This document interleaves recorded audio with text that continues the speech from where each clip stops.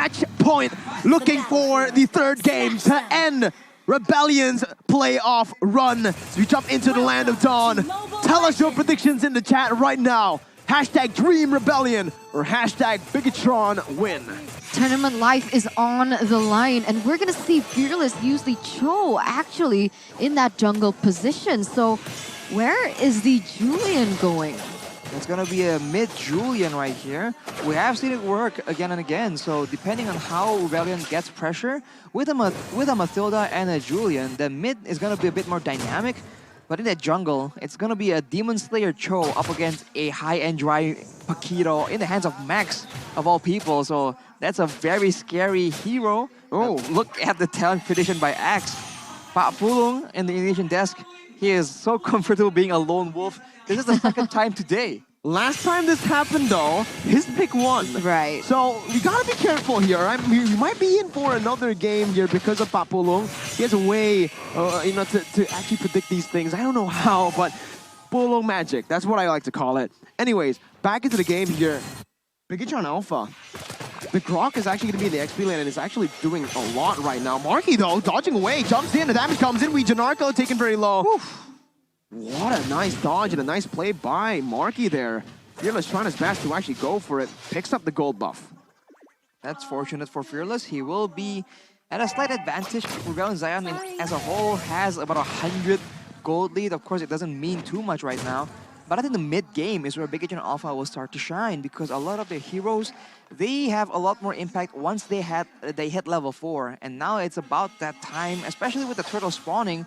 So we'll see if BIGETRON Alpha, if they try and contest this, because Rebellion and Zion have their own share of solid crowd control. Wild charges, empowered chains, and Jeet Kune Do Way of the Dragon combos. And I guess that's why Moreno opted for the Purify spell, but Key is going to be taken very low here. First blood falling into the hands of Rebellion Zion for Wijanarku in particular, and I think that is the beauty of the Matilda, being able to create such a great support, give the dive as well, as now they're going in for the turtle. 5-man rotation, Highs blazing the red into the mid lane right now, as that's going to be the demonic force used to zone Fearless away. Max onto the turtle already, Suelo trying to just lock Chorizo in place. Wijanarko's very low, he has the guiding wind, but Suelo will choose to create his own path there. Enhanced sword, Dyron looking for a play, Chorizo trying to zone him away as Moreno jumps in onto Fearless. There he goes, Dyron jumps in with the wild charge, and Max is going to be stopped there in his tracks. But what? How does he do it?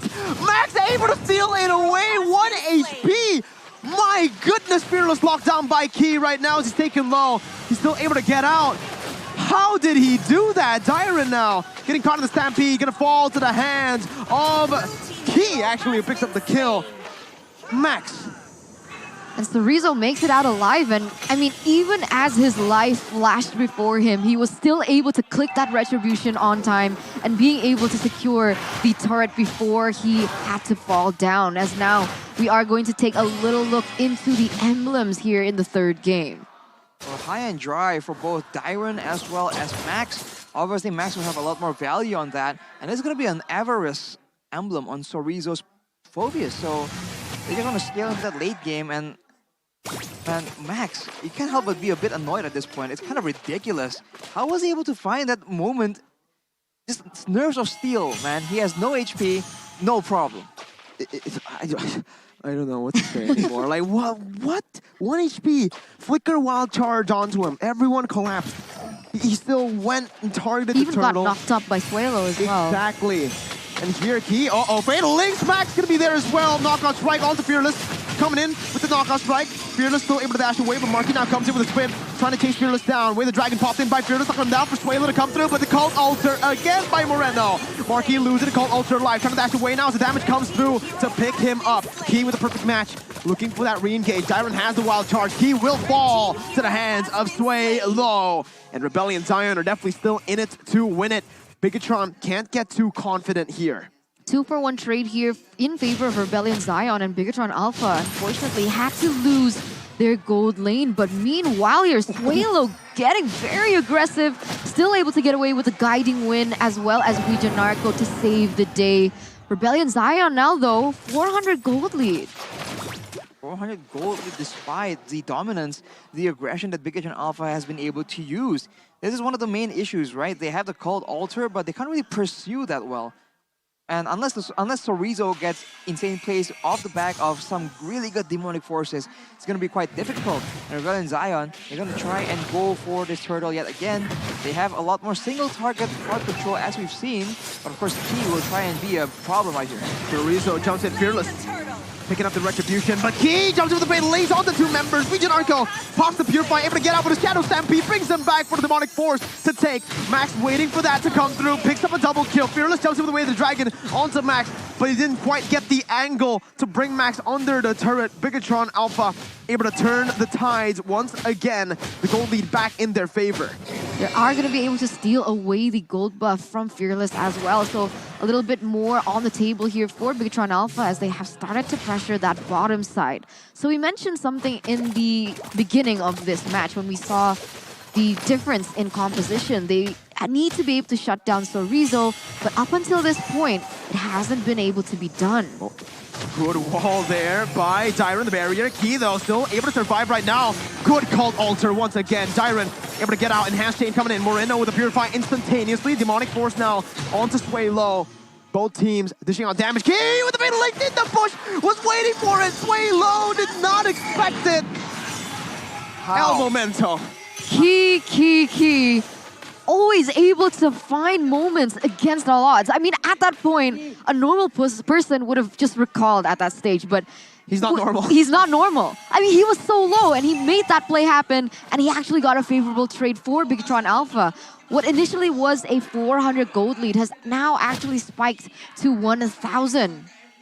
You can call it instinct, you can call it experience, but Key, he just can have a bit of a foresight. He can predict how Rebellion Zion's gonna move. But now Heist has the Golden Staff, if I'm not mistaken. That will mean that in these bigger fights, it's been back and forth, but Rebellion Zion will have a bit more of an edge right now if it goes to those big 5v5 big team fights. Heist has already secured the Golden Staff though, so Rebellion Zion, they are reaching their power spike. But at this point, it's gonna be a small window of opportunity, no? As Key goes in for a conceal play. Let's see if he can actually win this one out. Oh, that's a Blazing Duet perfectly backed! What? How the heck does he get the kill again? 3 members were there for him. He gets shut down, but in the end, it's Marky picking up a kill onto Dyron, who's still able to flicker out. So Rizzo now with the Demonic Force cleans house on under the turret. Fearless taken low. So Rizzo looking for that kill. But again, it's Sway Low jumping with the flanks, not able to connect onto Marky. Moreno trying to run him down now with the Shadow Stampede. A good guiding win by BIGETRON. At this point, it really does not make sense. Max should have just died. He shouldn't have gone that pick. However, Rebellion Zion were able to get him off the board, plus get a turtle in the midst of it all. So what initially was a strong lead for BIGETRON Alpha has now shifted to 800, and because they were able to grab more neutral objectives on the board, they're gonna start to feel the disparity in gold start to vanish. But you guys can also grab food with the promo code, a discount of 90%. grb.to/MPL is the name of the game, as now we're going back here as Key once again looking for another engage.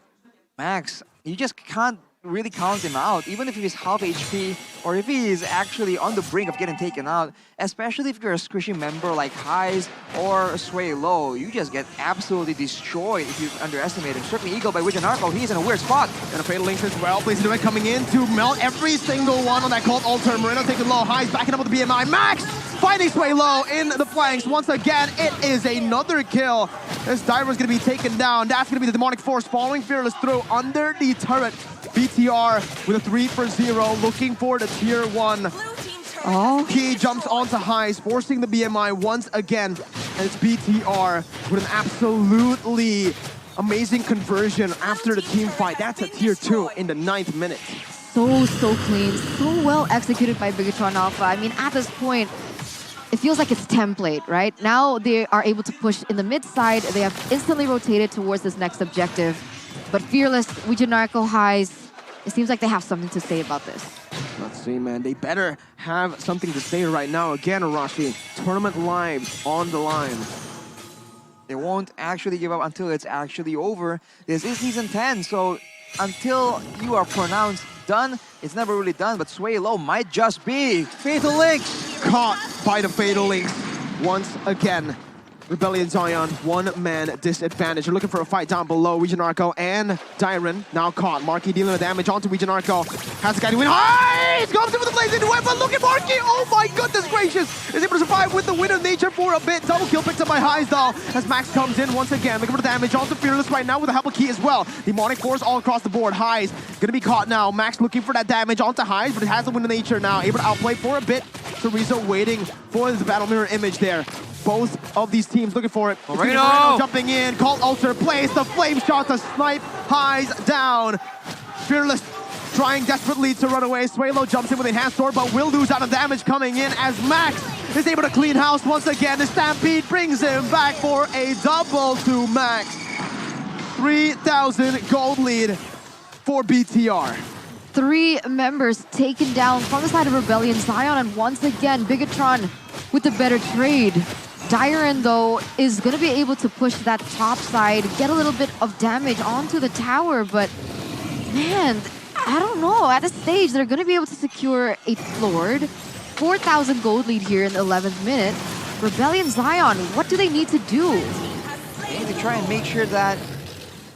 I mean, in the previous fight, you saw that it was almost successful for Rebellion Zion, but unfortunately afterwards, they kind of overstayed. They tried to make sure that they wanted to try and get a bit more value from that play.